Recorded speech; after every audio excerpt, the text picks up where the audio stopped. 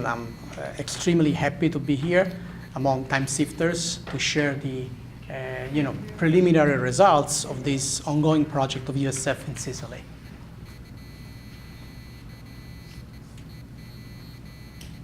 So, virtualizing World Heritage Sites in Sicily. As you will see, Sicily is world renowned to be cradle of ancient civilizations, and it's, I have to speak by this? Okay. But I have this light just in front of me. Let me just see if I can, whatever. Yeah. It comes out. We can move this over. Yes. It's mobile. Let's try it over here. Here is much better, so I don't have the light in front of me. Can you hear me now? Wonderful. So Sicily is a gold mine of archaeological treasures, and you'll see it has a very high number of UNESCO World Heritage Sites. This is one of the reasons why USF has decided to start working there, and the other reason is because I'm Sicilian, and I like to go back to my home country once in a while. So the project which I'm going to present you today is currently directed by IDEX, the Institute for Digital Exploration, which I have co-founded at the beginning of this year together with Michael Decker. And a little bit of history of digital technologies at USF. USF has a well-established reputation for application of digital technologies on archaeological heritage. First, there was a center named ACE,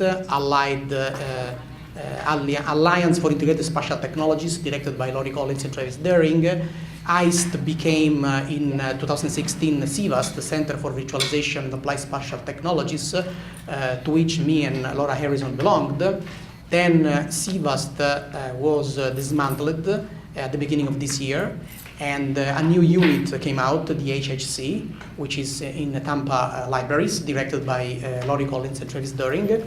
And I have founded IDEX, and Laura is currently the director of this new lab named Access 3D Lab, which will be officially launched in spring. Right, Laura? That's right. So this is, to sum up the story of our scientific experience. So IDEX has as main goal that of documenting neglected archaeological heritage, especially in the Mediterranean region. Neglected means mismanaged, misadministered, but means also hardly accessible on site, or poorly digitally accessible, like there's no trace on the internet about certain sites. To do this, we use state-of-the-art digital technologies for 3D recording, which are mainly 3D scanning and digital photogrammetry, and we generate contents which are helpful for curators of archaeological sites, or they are largely employed for educational purposes, for community outreach, school outreach, but of course we create also tools which are helpful for our research. So we mostly work in these three fields of research, teaching, and community outreach. An important component of IDEX is the involvement of students. We have a lot of undergraduate and graduate students from the history department and the anthropology department working with us in various roles as volunteers, or as technicians wannabe, and we try to involve and take them also to do field works that we have in Florida and in the Mediterranean. So these are the fields in which we work and the technology that we use. Digital photogrammetry and 3D scanning. These are the boring details about the devices which we employ, but trust me, it's good stuff. We also do 3D printing. I am personally interested in community outreach, and in particular school outreach at the elementary school level, and so I find extremely interesting to have the possibility to 3D print physical replicas of digital model of original artifacts, so the kids can play with them, the kids can touch them, can paint them. And learning by touching is a much deeper level of understanding and learning. And of course, we also use virtual and augmented reality headsets by which it's possible to be teleported inside the virtual replicas of archaeological sites, which are tools extremely powerful, especially for that part of the general public, which is always left behind in the educational process, which is the public with cognitive disabilities. So these tools are extremely helpful to involve them better and more in the learning process. We have several active research projects. Before starting with the core of my presentation, I want to give you an overview of what we do. We have an ongoing project with the Ringling Museum of Art here in Sarasota, and I'm pretty sure you want to know more about it, and I'll tell you more. We have a project almost finished with the USF libraries, where we have virtualized a collection of 145 original prehistoric Roman and early medieval artifacts from Lebanon. We have an ongoing project with the Tampa Museum of Art, where we are in the process of creating digital replicas of the Greek and Roman collection of that museum. And we also have a project with the Cornell Museum of Fine Arts at Rollins College in Winter Park, where we have already virtualized their collection of Greek artifacts. With respect to the Ringling, we started this collaboration with them more than 1 year ago. I love Sarasota a lot, and this is probably the reason why I started out this project with Ringling, so I have an excuse to come here frequently. In Sarasota, at the Ringling, we have created the virtual model of Cadezan. We have 3D scanned the building from inside and outside, and we have created this very powerful tool which the curators of Cadezan can use for multiple reasons.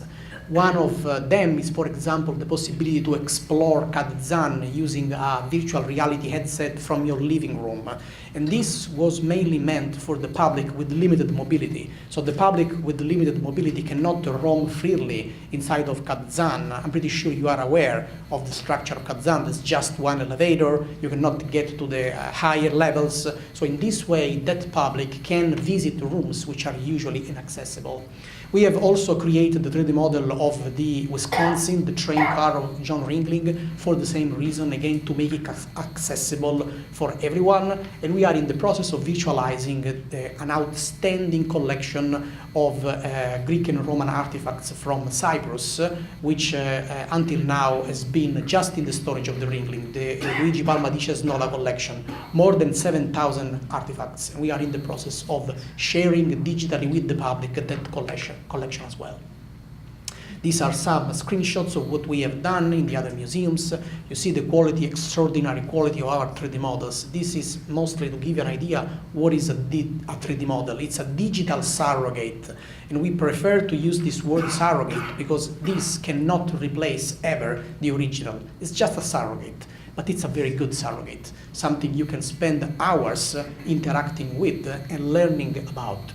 And if you 3D print it out, then you can touch it, and so you can even learn more. We have also two other projects in Florida, a project about aviation history in 3D. We are creating 3D models of historical aircrafts. We have a collaboration ongoing with the Lakeland Museum and with the Pensacola Museum, where we have recently scanned some aircrafts who went over Europe during the World War II. And then we virtualize also cultural heritage sites in Florida, like Fort Foster in the Hillsborough River State Park. And then Sicily, of course. So the archaeology of Sicily in 3D is probably the most ambitious project that we have put in place. It's the most ambitious because it's the most expensive, since it's abroad. And it's expensive, not for me, but it's expensive. So we started in 2017, last summer, and we had the two active campaigns, last summer and this summer.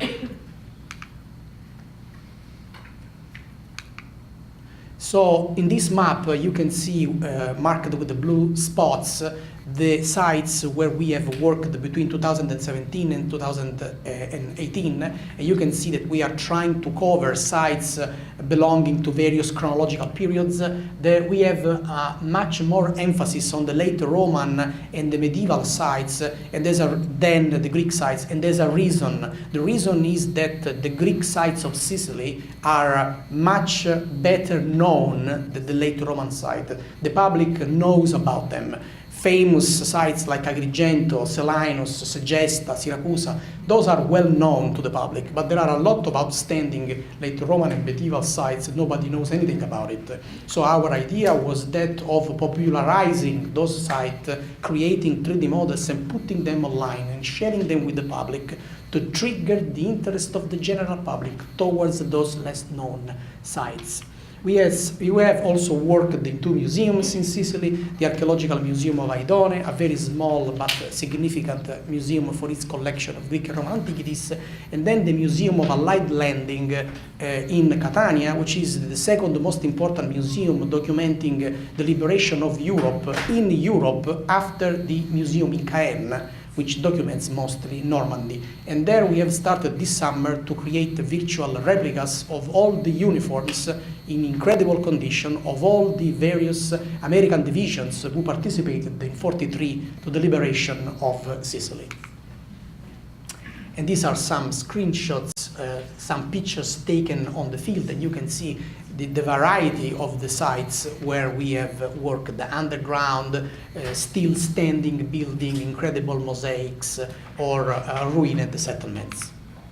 So Sicily Italy is the country in Europe which has the highest number of UNESCO World Heritage sites, and Sicily is the region in Italy which has the highest number. We have 8 UNESCO World Heritage sites.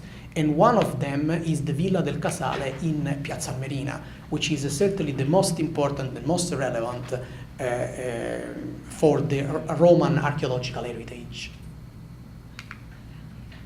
The Villa of Piazza Armerina, or Villa del Casale, it's the largest Roman estate in the Mediterranean after the Roman Villa of Emperor Hadrian in Tivoli, which is the Villa of Hadrian, and Hadrian is Hadrian.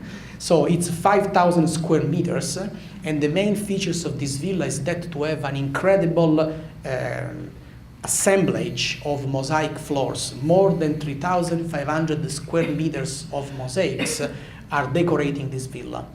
As you can see, the villa can be subdivided into various districts. There's the private part of the villa, the quarters of the master of the villa. There's the public part where all the guests were accommodated or received. The villa had its own independent complex of baths, and also there was a dedicated aqueduct getting the water from the springs to the villa to fuel the baths, but also the rest of the complex. And the structures are in very good conditions, are still standing. So it's a monument which basically never went underground, was never dug up, was always there, was transformed multiple times after the Roman Empire, especially during the medieval period, but was always known to the local communities. So these are some pictures of this incredible complex of mosaics, which are basically a sort of iconographic encyclopedia of the Roman life.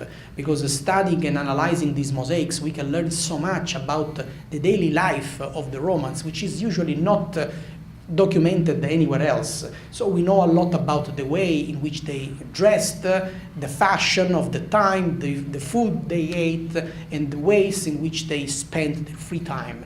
This is probably one of the most famous mosaic panel from Piazza Armerina, is the bikini girls. And I like, to discuss it with my American students, because Americans think that they have invented the bikini, but in Sicily the Romans already had bikinis in the 4th century AD. The 4th century AD is in fact the chronological period in which the climax of this villa is set. After the end of the 4th century AD, the villa was gradually abandoned and then transformed into a sort of large settlement, with the squatters reusing some of the more majestic halls. And this is another beautiful mosaic with Odysseus giving the wine to the Cyclops Polyphemus.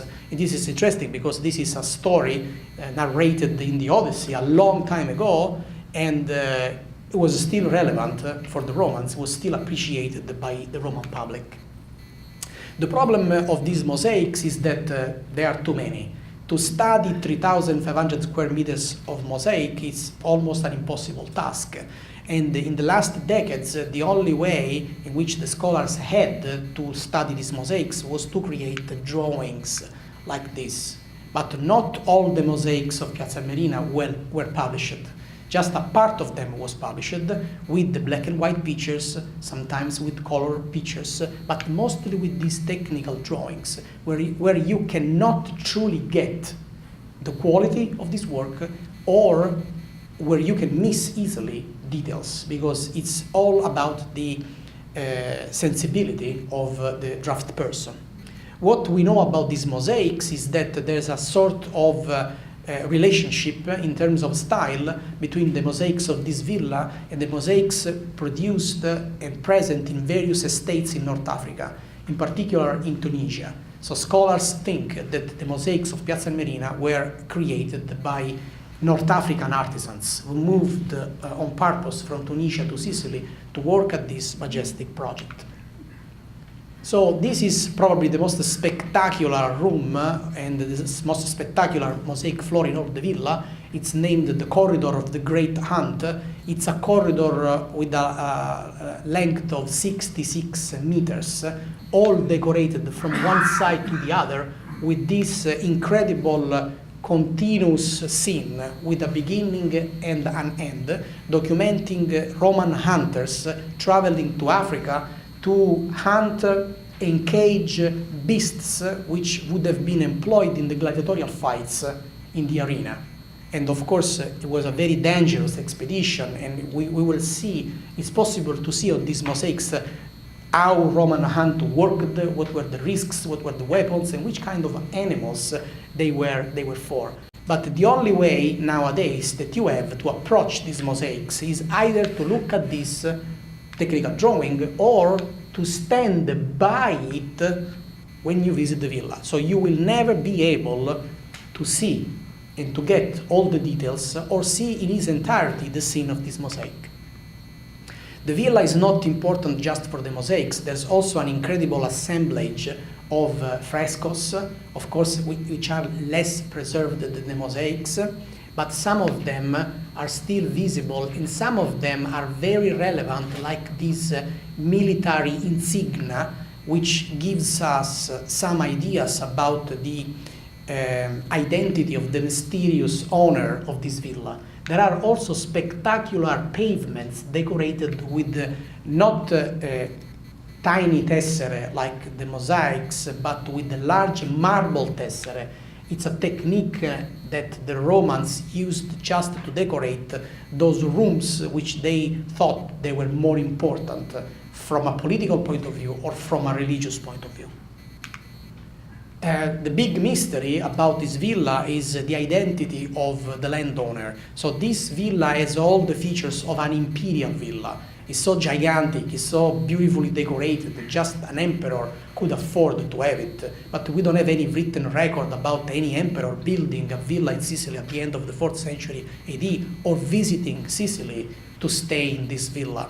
So the next best option is that this villa was owned by someone very rich, very powerful, certainly close to the emperor, and who had a connection with Sicily.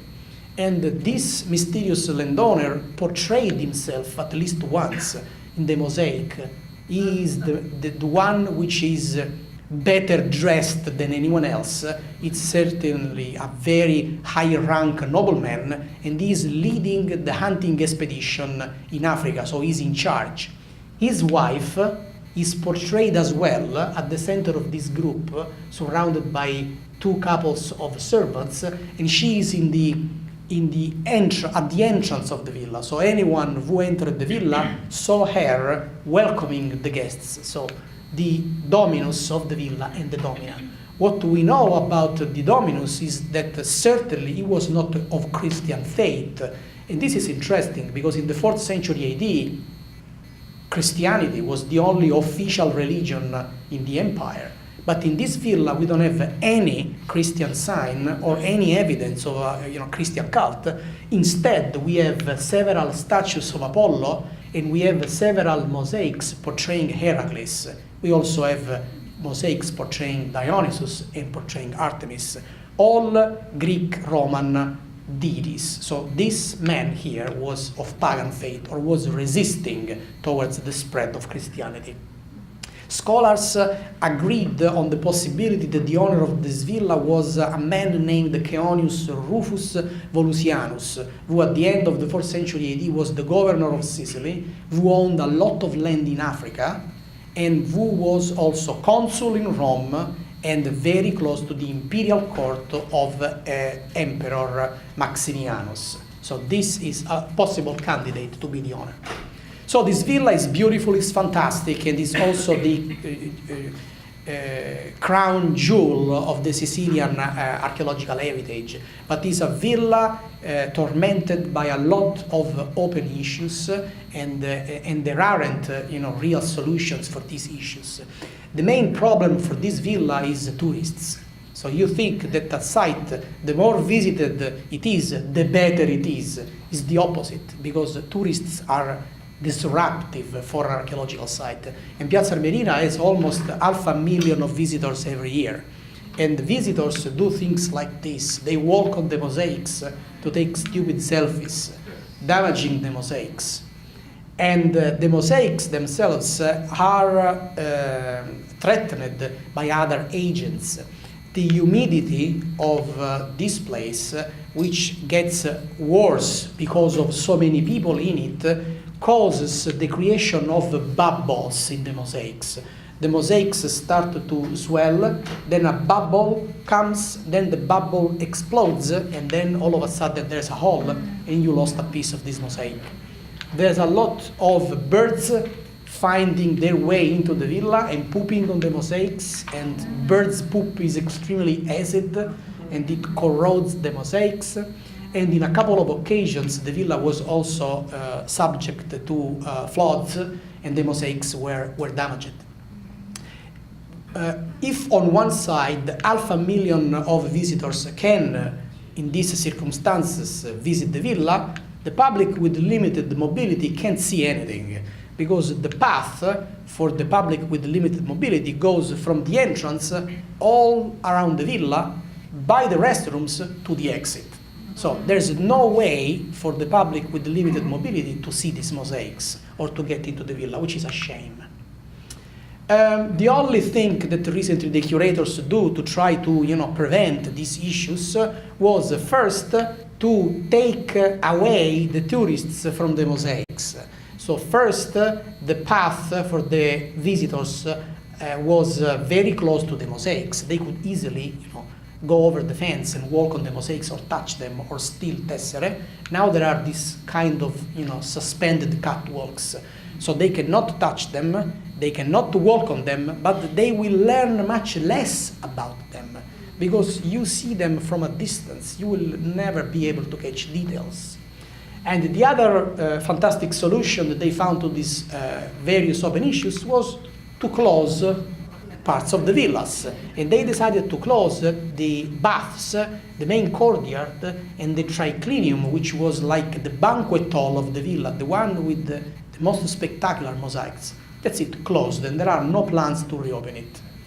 And of course, there are no plans to create alternative paths for the public with limited mobility.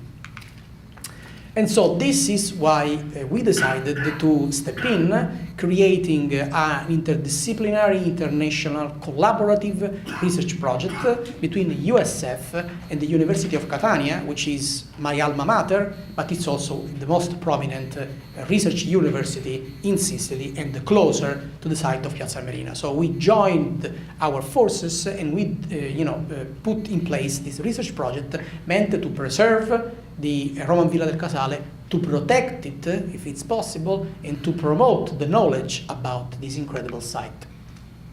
So we had some goals when we started this project. The first goal was that to generate updated technical drawings of the villa. The complex is so large that there are accurate technical drawings and section views of the various rooms just of a parts of it.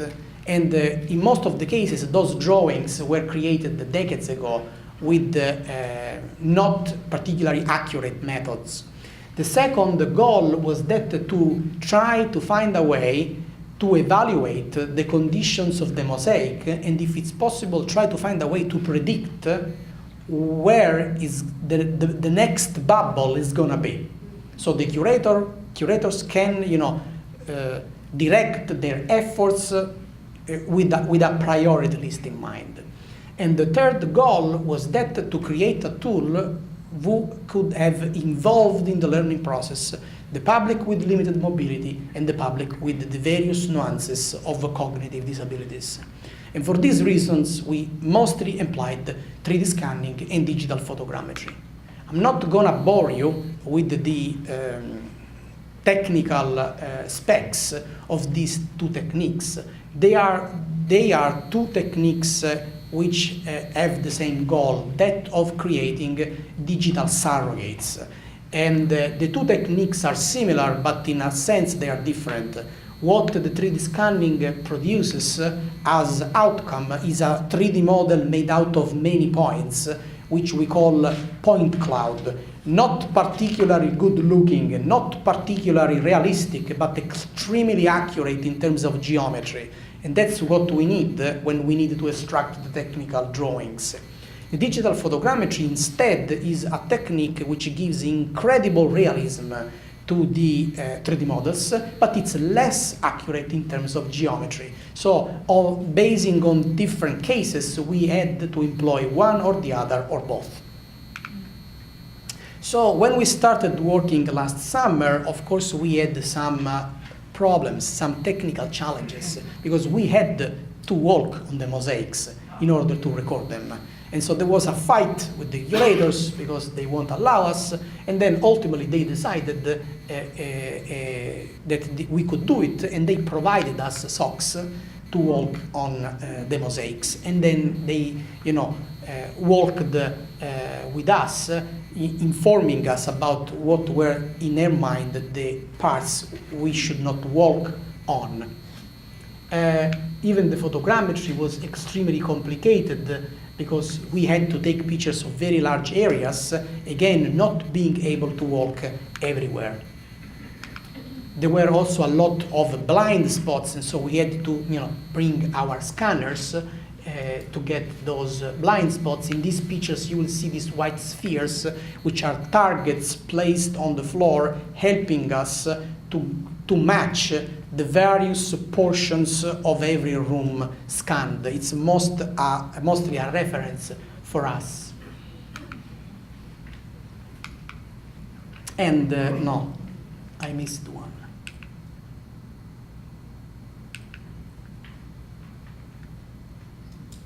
What's going on? Try again. So this is a 3D model of one of the rooms of the villa. And so you can see the quality is an animation, but the 3D model is interactive. So we can make it rotate in the way we want. We can zoom in, zoom out, cut off parts, emphasize certain figures. So we can do whatever we want with it. Or we can just create just this nice animation to be put on the website of the archaeological park of the villa. And this is another overall model, partial. It's not the entire villa, it's partial, showing you the point cloud. So the 3D model made out of this dense cloud of colored points, giving you an idea of the entire complex. When you visit the villa and you walk into it, you don't understand the spatial relationship between the various parts. You don't even realize the grandiose plan behind the construction of the villa. But if you have a 3D model, you can do it. So these are some of the outcomes, and you can see how we have extracted a technical plan of this of the baths. Here we have a section view, which did not exist before. The beauty of dealing with point clouds is that point clouds is basically transparent, so you can get in a single moment the relationship between rooms or spaces which are not on the same level or which are one on the top of the other. And this is a 3D model indicating it's the vestibule of the baths, which is representing a race held at the Circus Maximum in Rome.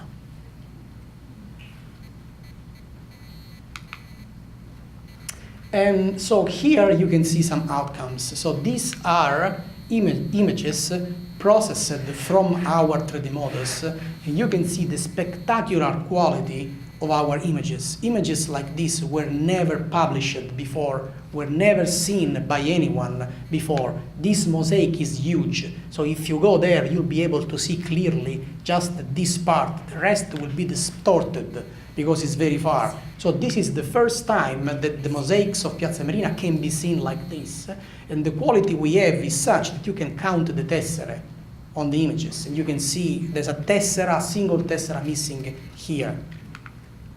And if you compare what we had before our work, which is the black and white technical drawing, with what we have now, you can see that this is an incredible progress, because this was frankly disappointing. Here you can clearly catch all the details. Another thing we did was that to focus on the possibility to evaluate current damages on the mosaics and to predict new upcoming damages for them. For this purpose, we combined the information of the digital photogrammetry with the information of the 3D scanning, and we created what we call a digital elevation model. A digital elevation model is a model in which we indicate with different colors parts which are higher and parts which are lower. So in this case, for example, in red or orange, we are indicating parts which are higher than the others, and blue or green is perfectly flat horizontal, blue is lower. So the blue parts here is collapsing, while the red part here is swelling. This is gonna be a bubble. And so if the curators don't know, we can show them the plan of the villa as a digital elevation model, and they immediately can tell where the next bubble is going to be, and they can focus the efforts on, the new upcoming bubble.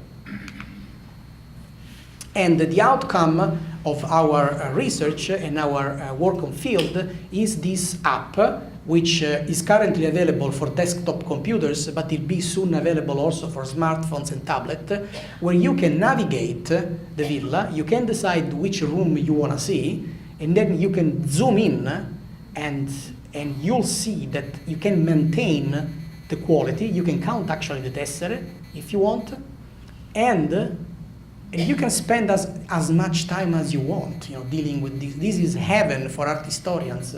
This is heaven for studies of material culture and for archaeologists.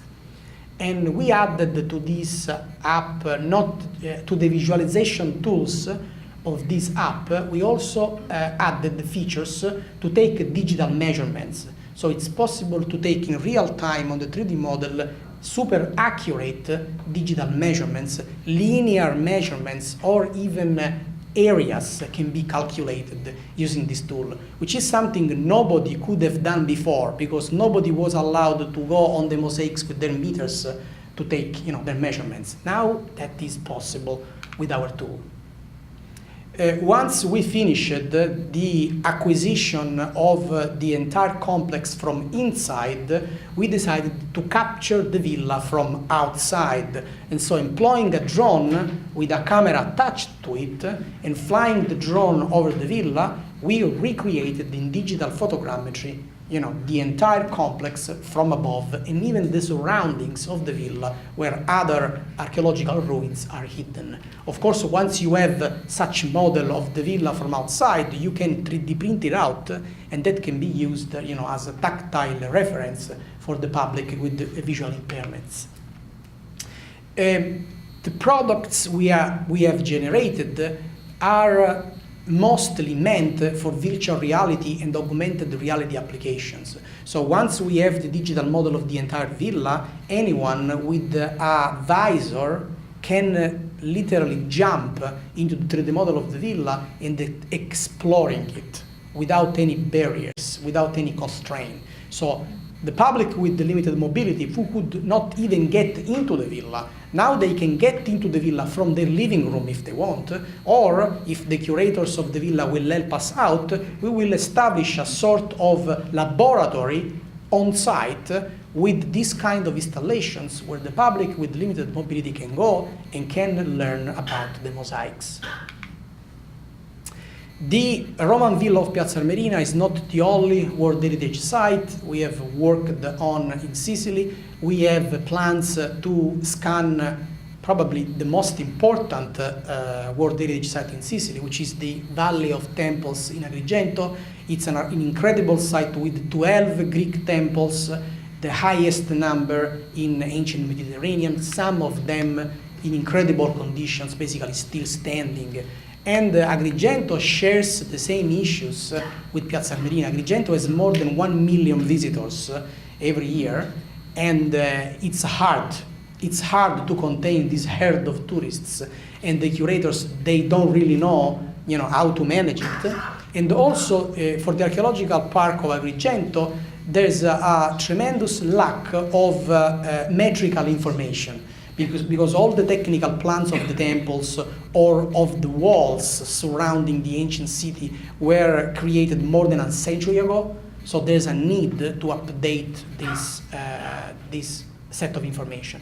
So we were supposed to start the virtualization of Agrigento 2 days ago, but I decided to push it a little bit onward, and so it's going to be next June, because I was kind of overwhelmed at the office. I couldn't see myself in the middle of the semester to teach my students and go to scan Agrigento, for how much I love to be in Agrigento right now. So this is going to be our next World Heritage Site to be virtualized next summer. So I'm pretty sure that you all think that since we work in a public state, in a preeminent public university, we have a lot of money, given to our project. We have nothing. So all the resources that we have employed until now to pay travel expenses for our students and accommodation and purchase technology and stuff came from our own research funds, or from kind donors who helped us, or from grants who we have written. So we are in need, to keep going on with this project. And so if you think you want to contribute to such a research project, you can visit our website. You can click on donate. You'll be redirected to the USF Foundation. The name of our foundation is Mediterranean Heritage and Culture Fund, and you can donate whatever you want, and you will be acknowledged, and you will become part of our family, and you will be able to say, that was done also thanks to me. So our window to the digital world are mostly our Facebook page, where we post weekly what we are doing, the projects that we are developing, the status of past projects. And then we have, and this is a little bit more technical, is a website named Sketchfab, which is basically a website where you can showcase your 3D models organized in collections. So those 3D models which I have showed you in form of animation, you can go there, you can open them with whatever computer you have, and you can see what we do. You can play with them, interact with them, zoom in, zoom out, and be able to visit a distant place that you did not have the chance to visit yet, or probably you won't have the chance because you have other plans. Okay? And this is it. Thank you.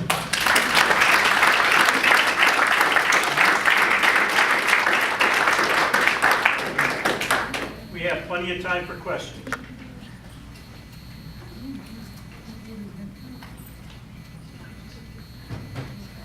Over there, yes. How much is the villa, how much of the villa has been rebuilt? The villa was not rebuilt. It has been restored, but was not rebuilt. When it was reoccupied in the Middle Ages, the settlers decided to not reconstruct anything. They kind of fixed whatever they found still standing. So what we have nowadays of the villa is what was left at the end of the Roman Empire. And there was a big debate about the kind of coverage that the villa as an archaeological site should have. So until 5 years ago, there was a very heavy kind of coverage for this site, made with steel pillars and very large and thick plexiglass slabs. And this was disastrous because the pillars were inserted into the mosaics, they were inserted into the walls, And also the plexiglass being transparent, it meant that the sun rays went directly on the mosaics and the color of the mosaics was fading away. So at a certain point, that coverage was taken down, was a big fuss about how the new coverage should be done, and finally a project was approved, and now the coverage is much lighter, and the coverage is currently trying to imitate what should have been the original coverage. So those rooms, for example, we know had a dome, now the modern coverage is domed. So the visitors, the public, they try to get a better sense of how those spaces were arranged. Yes? Well, first of all, I have to thank you for this brilliant. My pleasure. It's wonderful. The technology is extraordinary. As you said, it helps art historians enormously, so I know exactly what you're talking about here. For me, I didn't know you were going to speak about the Piazza Marina, so it was a special treat. And of course, it's one of my favorite buildings because of the bikini bathing suits and because I'm interested in garments, so there you go. But I saw some things that I didn't see before, didn't know about before. Exactly. That's basically the novelty which comes out of our project, that we have something to show that nobody has seen before. Well, the one that I'm interested in is the one where you saw the wife of the owner of the villa. And she's in the center, flanked by her handmaiden. Yes. And, you know, it's 4th century. So it reminds me, I mean, how can you not equate that with later Theodora from Ravenna? You know, so here is the Roman representation that later becomes a Christian representation. And the mosaics here are much simpler, and they're so glittery and amazing. I mean, the dichotomy between the two is, and the similarity and the dichotomy is extraordinary. Yeah. And you know, it's thanks to a work like this if some observations like this can be done. Because of course, you know, evaluating this mosaic from a black and white drawing, you cannot really see that much. And this in particular is one of, you know, the best known, published many times. But believe me, there are some side scenes or minor scenes which were never published, which instead I have, you know, a lot of new details, which archaeologists and art historians can now speculate on. So this is a win-win situation because, you know, scholars win, the public win, the curators win. It's an utter success. Over there and then here. Yes. Yeah. If you're watching these from virtual reality, how can you tell the size of these? Is there some sort of so when you scale? So basically it's in real scale. It's compared to your scale. It's like you are truly visiting the site, right? You won't see it larger or smaller. You'll see it as it is. The problem can be deformations when you explore it in virtual reality. So you cannot truly perfectly get the shape of something because the technology is still in progress. And also there are certain users who experience dizziness using this device. If you have glasses like me, it's a bit weird, especially at the beginning. But as I said, the technology is in progress. Nowadays is like this, probably will be much better later. And what can be done is to add annotations to the 3D model. So when you have the sensor on and you are in the virtual environment of the villa, you'll see on the walls or on the frescoes spots. You click on those spots and then you get windows opening with a text. So you can read the textual information. So it's not like you are wandering with no clues in the villa, because when you are physically visiting the villa, you have your guide, you have the audio guide, you have a friend, so you have someone helping you to understand. If you are left alone with the 3D model, you won't get anything. And so there are annotations on the 3D model, and you move from one annotation to the other, and you know, and put in context what you are seeing. And there are, you know, there are various types of visors. ranging from $75 to $700. So it depends, and of course the experience changes on the base device that you're using. Thank you very much, Professor. We were in Piazza Armerina 4 months ago, and you brought us back. Wonderful! It was like and the crowds that were there really prevented us from seeing a lot of the stuff that you're showing us, because it was really flooded with people. My question is, these mosaics, the colors that we saw on the screen, were they the original colors? Are they faded? And if they're faded, would it be desirable to bring them back through restoration to the original colors? Okay, so first of all, the color you see when you are there, it's not the real color, because there's always a micro layer of dust on the mosaics. So there are some rare moments when visiting the villa, you see a room which was just cleaned with water, and then you'll see the real color coming up, which is much more vivid than the one you see here, okay? Yes, some colors faded away. It depends on the material which was employed for the individual tessere. Some material lost their original colors, and we don't try to reconstruct the color. Even when mosaics got disrupted and they are restored in a way the public can immediately see the original and the restored part.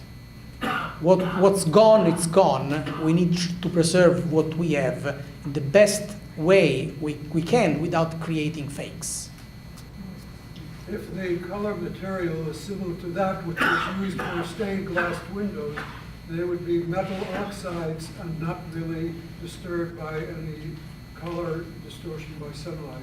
As I said, it depends on the color, it depends on the tessere. The blue, for example, the green, certainly were not affected by the sun rays. But for example, for the brown, they use terracotta. And the terracotta, freshly baked, is dark brown, and if you left it under the sun for millennia, it gets very light brown. So it's like the mosaics lost a bit of, saturation or, vividness. But when you clean them, some of that vividness comes back. But if there's, bird's poop on it, it's a disaster. Yes? What year was that disastrous canopy put over? When was You the, talked about the canopy of the steel columns. when was removed? What year was that? So the project was in '65, and so I expect it to be done by the end of the '60s, early '70s. Well, when we were there was not a canopy and everything was just open to the elements. And when was sun there? and everything. When was there? 2000. So there is the moment at the transition between the old coverage and the new coverage, because it did not happen overnight. It took years. So probably, We are trying to cover it now. yeah, now it's, if you go there as they have done, it's entirely covered, and the coverage is very light, is made out of a beautiful, very warm wood, and there are parts which are still transparent. So probably when you were there was the transition between the two coverage. Well, there wasn't coverage. There was just open. Yeah, because they got rid of the old and they were making plans to make the new, and it took some time. One more question. I have one question. I was confused by the term surrogate, and why wouldn't you call it a replica? So, speaking to a general audience, I can use replica and surrogate. But when I speak to my students, I stick just to surrogate. And it's important to stick to this term because replica looks almost real. Looks like, well, it's a replica, it's very close. Surrogate is something which is much less, and they are much less. They are beautiful, they are wonderful. We spent most of our career playing with these 3D models. They are not the originals. They are not the original artifact. So we need to call them surrogate to recall, to remind to ourselves that the subject of our research is the original artifact. So it's important to not get distracted. So I'm very strict with my students to stick to digital surrogate. I can take a license when I'm, lecturing to say replicas or whatever, but it's the appropriate term is surrogate. Okay. Yes. You said you can identify when there's going to be a bubble, Yes. right? What happens then? Do they stop this bubble from growing? So usually they say, oh, look, there's a bubble. That's what they do. And then they put a piece, you have maybe seen it on one of the pictures. They put a piece of red cloth on the bubble to indicate that there's a bubble. Usually they wait for the money to come in to restore it, to fix it. But when the money comes in, the bubble is already exploded. And then they say, we can't restore it, otherwise we'll make forgery. We will create something which is not here. So this gives even more importance to our work, because we have created an immortal digital representation of the villa as it was in 2017. In 10 years, the villa won't be like this. So we have this record. What we can do is to keep going to the villa and repeating this operation over time in order to create a series of models to document how the complex is degrading, or which are the parts of the villa which are threatened the most. We can do that. And we feel this is our responsibility. We have it's our duty to pass to the next generations what we have. And this is a way to do it.